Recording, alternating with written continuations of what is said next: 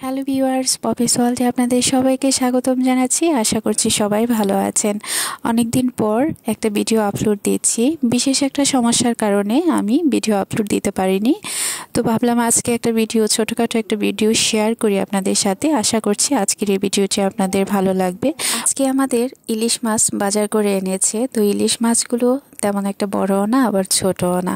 এই সাইজের ইলিশ মাছটা খেতে একটু ভালোই লাগে। ইলিশ মাছ মানেই তো আসলে ভালো লাগে, ছোট হোক বড় হোক, এটা স্বাদ গন্ধ অতুলনীয় জাতীয় মাছ ইলিশ। ইলিশ মাছের বিভিন্ন আইটেম করা হয়ে থাকে, সর্ষে ইলিশ, ভাজি, সবজি দিয়ে ঝোল, তারপর সিদ্ধ ইলিশ।